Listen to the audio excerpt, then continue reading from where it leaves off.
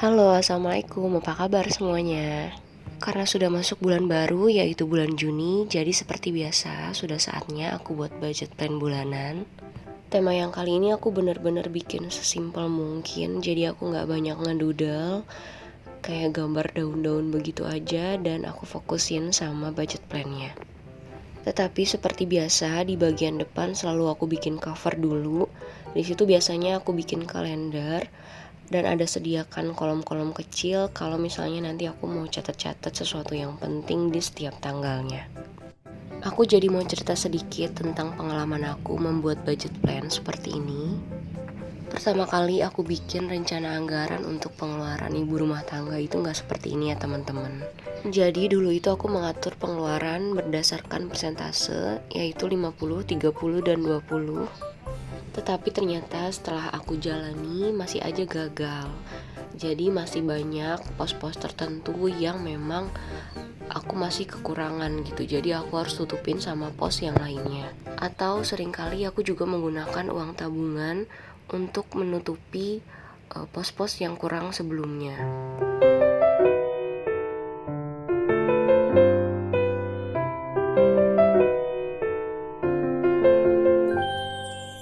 Makanya di tahun-tahun pertama aku mulai budgeting itu aku gak punya tabungan untuk dana darurat sama sekali. Karena dana darurat ini yang sering banget aku pakai untuk menutupi kekurangan-kekurangan dari pos-pos yang sudah aku rencanakan sebelumnya. Dan setelah aku iseng-iseng buat upload tentang rencana keuangan rumah tangga, ternyata banyak banget dari teman-teman juga yang sudah bikin vlog untuk perencanaan keuangan seperti ini. Dari situ aku banyak belajar lagi dan akhirnya aku ketemu kenapa aku bisa gagal terus dalam mengatur keuangan rumah tangga. Jadi sebelum kita mengikuti semua teori yang ada atau rules atau persentase dalam mengatur keuangan, itu kita harus mengetahui atau mengenali profil keuangan dari keluarga kita sendiri. Karena yang sebenarnya mengetahui keadaan finansial dan kebutuhan kita yang sebenarnya adalah kita sendiri. Saat membuat rencana keuangan dengan rumus 50-30-20,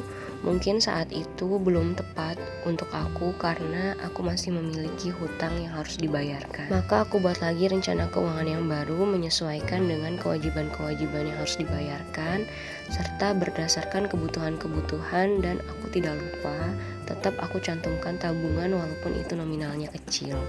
Sampai akhirnya aku bisa mendapatkan formula seperti yang sekarang. Nah, ini untuk total budget kebutuhan rumah tanggaku tiap bulannya sekarang adalah 4 juta rupiah. Dan ini aku bagi ke dalam 3 kategori, yaitu untuk tabungan, untuk pengeluaran tetap, dan pengeluaran yang tidak tetap. Untuk tabungan aku sisihkan sebesar 1.950.000. Itu terdiri dari tabungan untuk rumah. Jadi saat ini aku masih tinggal dengan orang tua. Dan untuk pendidikan ini masing-masing 50.000 rupiah. Maaf aku salah tulis, nanti akan aku revisi lagi di bukunya.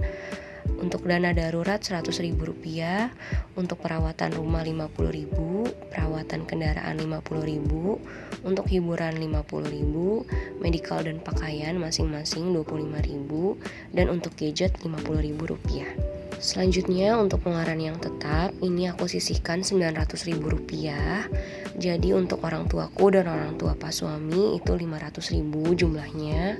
Untuk listrik 300.000, untuk wifi 75.000, dan iuran sampah 25.000 rupiah. Sedangkan untuk pengeluaran yang berubah atau yang tidak tetap, itu untuk belanja mingguan aku 600.000 rupiah. Jadi setiap minggunya aku bagi ke dalam 150.000. Untuk groceries atau belanja bulanan aku anggarkan 200.000 rupiah.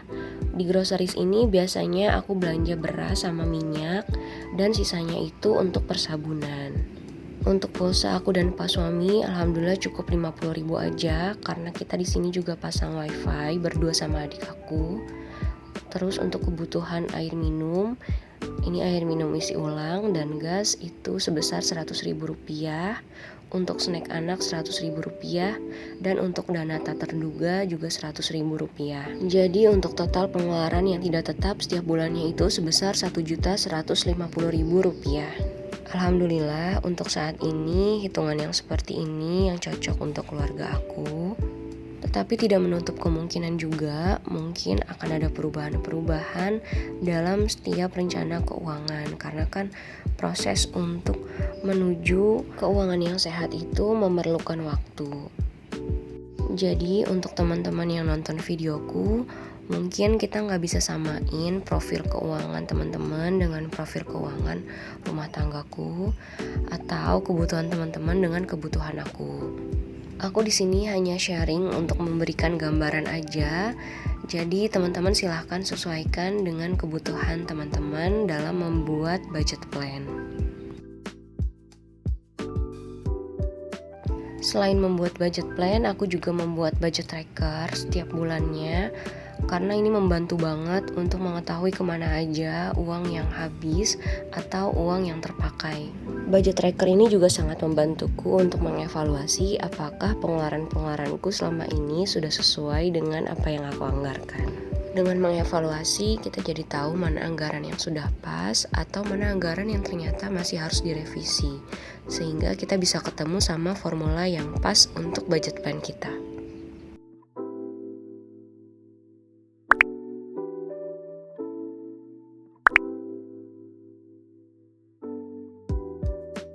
Untuk kategori belanja mingguan, aku bagi ke dalam 4 minggu. Masing-masing minggu itu aku hitung 8 hari. Jadi dengan begini aku lebih mudah untuk mengontrol pengeluaran-pengeluaranku. Dengan membagi budget belanja mingguan ke dalam 4 minggu, ini juga memudahkan aku untuk membuat meal plan. Nah, aku udah pernah bikin videonya. Mungkin buat teman-teman yang mau nonton videoku tentang meal plan, bisa nonton videoku yang di atas ya.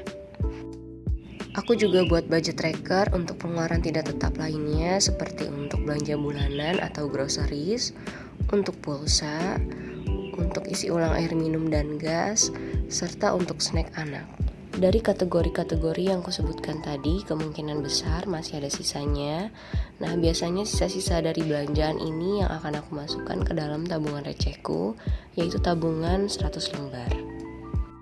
Walaupun hasilnya nggak seberapa, tapi menabung seperti ini sangat membantu aku untuk lebih bisa mengendalikan diri dan bisa lebih memaknai arti kata cukup. Terima kasih sudah nonton videoku sampai selesai. Untuk teman-teman yang baru mulai budgeting ataupun yang dalam proses, tetap semangat. Kita sama-sama belajar ya untuk menuju keuangan yang lebih sehat lagi. Sampai jumpa di video selanjutnya. Assalamualaikum.